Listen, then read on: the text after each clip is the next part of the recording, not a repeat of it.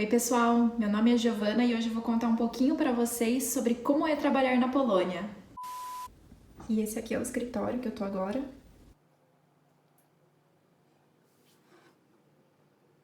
E obviamente esse é o meu amigo café, amigo diário.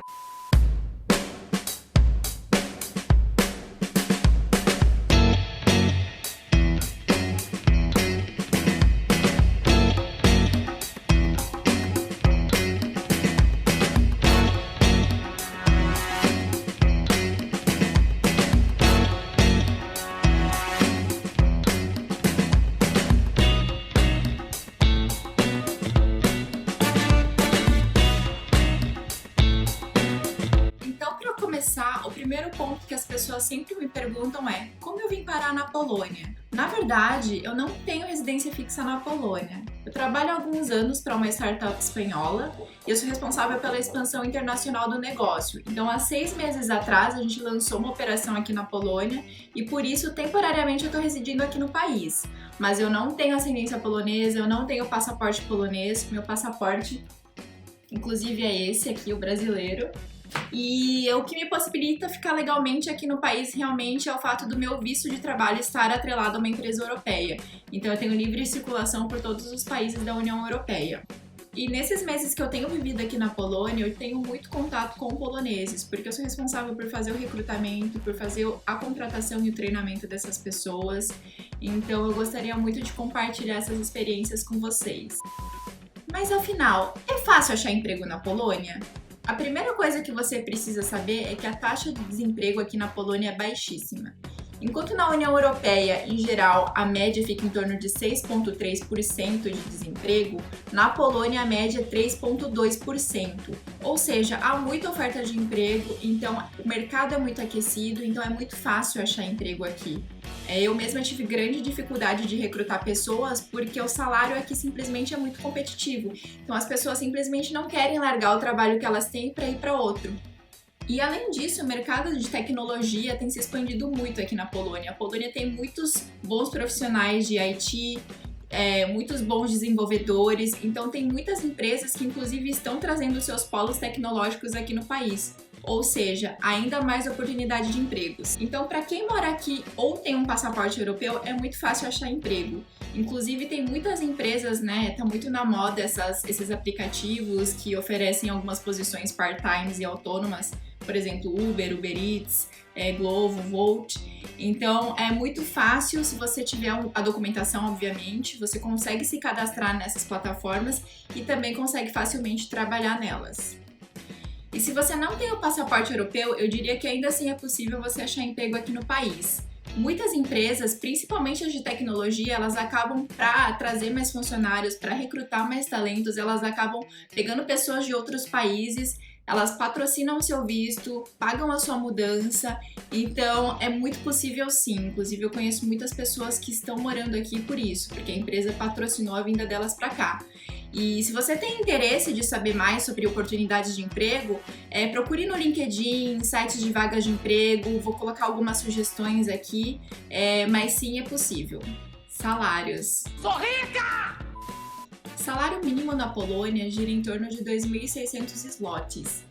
A conversão de zloty para real é quase que 1 para 1, ou seja, isso daria mais ou menos R$ 2.600. Mas pelo que eu tenho visto, geralmente as pessoas conseguem ganhar o dobro disso. E compartilhando um pouco sobre salários reais, aqui na empresa onde eu trabalho, a gente fala de salário anual e bruto. Então, por exemplo, um assistente de atendimento júnior, ele é contratado ganhando em torno de 60.000 zlotys anuais e brutos, e o que daria mais ou menos em torno de 5.000 zlotys por mês, ou seja, R$ 5.000. Para uma função de supervisor, o salário anual pode girar em torno de 90.000 zlotys, ou seja, o que daria mais ou menos R$ 7.500, 7.500 zlotys mensais brutos. E para um cargo gerencial, esse salário pode até dobrar. Lembrando que esses valores são brutos e ainda há o desconto de taxas e impostos que gira mais ou menos em torno de 25% se você tiver um contrato de trabalho normal. Custo de vida. Mas aí você me pergunta, Giovana, mas então qual seria o salário ideal para eu conseguir viver na Polônia? E, sinceramente, gente, eu não sei responder essa pergunta, porque tudo isso vai depender do seu estilo de vida, se você quer ter carro, se você quer morar num quartinho, ou se você quer alugar um apartamento inteiro. O que eu posso dizer é que um aluguel aqui em Varsóvia custa em torno de 2.000 ou 3.000 zlotys, 2.000 ou 3.000 reais. Eu diria que é comparável ao custo de vida de São Paulo. E no site Numbeo você consegue estimar mais ou menos quanto custa viver na Polônia. Então eu vou colocar aqui para vocês uma estimativa de valores, de preços, de comida, de casa, que eu tirei do site. Então, por exemplo, em Varsóvia, ele fala aqui, esse site diz que mais ou menos para uma família de 4 pessoas, o custo mensal seria de 7.428 zlotys sem o aluguel. Uma pessoa solteira, o custo mensal dela seria de 2.182 zlotys sem o aluguel. E o custo de vida de Varsóvia é 55% mais baixo que o custo de Nova York. Então, aqui acho que já dá para ter uma ideia do quanto que custa viver na cidade. Tipos de contrato. Então, aqui em Varsóvia, geralmente há 2 tipos de contrato. O primeiro tipo de contrato de trabalho é o contrato normal, que é o contrato regido pelas leis trabalhistas, pela lei civil. Então, se você está sendo contratado através desse contrato, quer dizer que você vai estar protegido por leis trabalhistas, quer dizer que você vai poder tirar férias remuneradas, quer dizer que você, por exemplo, se ficar doente, vai ter direito à licença médica, atestado, e eles vão continuar pagando esses dias para você. Então, ele é um contrato de trabalho, assim como o contrato de trabalho normal do Brasil, que protege o trabalhador. Nesse contrato, o funcionário ele é obrigado a pagar o Seguro Nacional de Saúde, que gira em torno de 200 zlotys por mês. E, geralmente, as taxas e impostos descontados nesse tipo de contrato giram em torno de 25%. O segundo tipo de contrato é o que eles chamam de Order Contract, e esse contrato ele é voltado só para estudantes. Então, nesse tipo de contrato, a empresa tem menos demandas, menos obrigações em relação ao funcionário. Então, ou seja, o funcionário não tem direito a tirar férias remuneradas, se ele ficar doente, ele não tem direito à licença. Então, ele é um contrato que não protege tanto o trabalhador. Mas alguns estudantes preferem estar contratados através dele porque ele cobra menos imposto e taxa. Então, enquanto um contrato normal você precisa pagar mais ou menos 25% de taxas, nesse contrato, no Order Contract, você paga só 15%. E, além disso, você também não é obrigado a pagar o Seguro Nacional de Saúde. Sobre o processo seletivo, falando sobre a minha experiência recrutando o time local, é muito importante falar inglês, claro. Todas as entrevistas que eu fiz foram em inglês, até porque eu não falo polonês.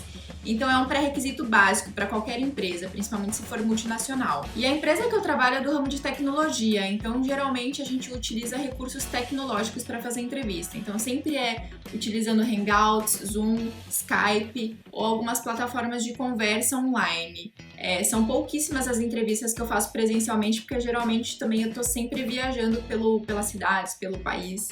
E geralmente a gente prospecta os candidatos pelo LinkedIn. Então a gente faz a abertura da vaga, a gente faz a triagem curricular e se fizer sentido a gente chama um candidato para uma entrevista online, como eu já falei.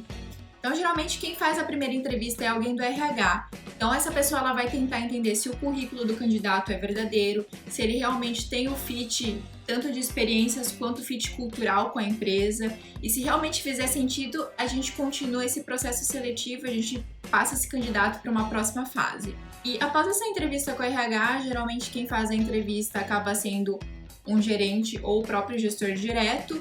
E essa entrevista acontece mais com perguntas situacionais, então a gente acaba perguntando para o candidato como que ele agiria de acordo com uma tal situação, por exemplo, se você tivesse que definir os KPIs, se você tivesse que definir as métricas para essa posição, para melhorar uma cidade X, qual seria a sua estratégia? O que você faria? Ou, por exemplo, se você precisasse tomar uma ação e você só tivesse uma semana para implementar tal coisa, daria para fazer isso? Como que você faria? Você iria lá pessoalmente na cidade? Como que seria essa organização? Então, um teste acaba sendo uma conversa muito mais situacional, até para o gestor entender se essa pessoa lida bem com a pressão, se essa pessoa consegue pensar, se ela tem esse pensamento analítico de entender e quebrar o problema em partes. Foco também é muito comportamental. Então a gente acaba vendo, se esse candidato ele é mais mão na massa, se esse candidato é mais autoritário, se ele é mais delegador. Então é muito importante porque a gente acaba vendo se ele realmente tem o fit e as atitudes que a gente espera para essa posição. Para vagas mais high level, né, para posições de coordenador, de gerente para cima, geralmente há sempre um business case. Então essa pessoa ela vai ter que apresentar um exercício propondo alguns planos de ação, vai ter um painel onde ela vai apresentar para alguns gestores. E aí sim, se ela for aprovada, a gente parte para fazer a contratação. E claro que essa dinâmica ela pode mudar, eu estou aqui dando um exemplo da empresa que eu trabalho, como que a gente faz, mas pode ser que tenham empresas que tenham um processo mais simples, mais curto ou mais complexo. E para mim, sinceramente, além da experiência profissional, o que eu mais considero são as atitudes desse candidato. Então, se o candidato entrou pontualmente na reunião, se o candidato ele tem esse perfil mão na massa, se ele é disponível, se rolou aquela empatia na conversa. Então, isso para mim é muito mais importante do que você ter um currículo lindo, maravilhoso, ter feito uma universidade incrível, uma Harvard, Columbia da vida, mas você não saber se comunicar, mas você não conseguir olhar no olho da pessoa, você não conseguir expressar ou você simplesmente ser aquela pessoa que só delega. Então é muito importante você mostrar essa atitude positiva na entrevista. E sobre comportamentos, claro que isso vai mudar muito de uma empresa para outra, né? Por exemplo, se você for trabalhar numa startup, provavelmente você vai trabalhar loucas horas, vai trabalhar de final de semana, então tudo isso depende. Mas em geral, falando do comportamento dos poloneses, eles são muito pontuais, eles gostam de chegar super cedo no trabalho, mas eles também gostam de ir embora super cedo. Então eu trabalho até no escritório, né, que é um coworking, um espaço compartilhado, e eu vejo muita gente indo embora às 4, 5 horas da tarde. E além disso, né, falando um pouquinho mais sobre comportamento, a postura do polonês é muito direta. Então eles não ficam fazendo rodeio, eles não ficam fazendo politicagem. Se eles não gostarem de alguma coisa, eles vão te falar direto. Papo reto, vão te falar na cara que eles não gostaram daquilo. Então não se sinta ofendido, simplesmente é a cultura deles. Eles são assim, eles são muito honestos e eles não gostam de injustiças. Você pode até pensar, nossa, mas eles são muito frios. Ou, nossa, eles não gostam de mim. Será que eu tô fazendo alguma coisa errada? Mas não, tá? Geralmente eles agem dessa forma porque é a cultura deles. Eles são diretos, eles são honestos, então não é nada pessoal. Não precisa levar pro lado pessoal.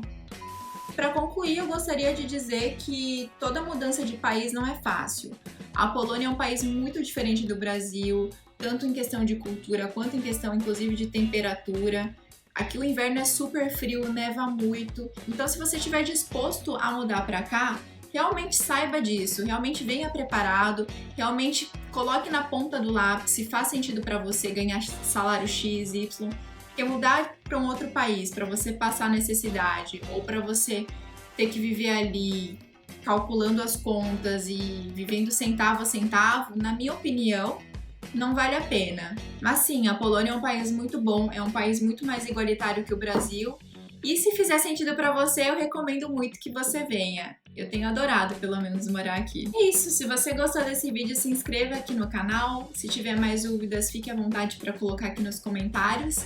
E até a próxima!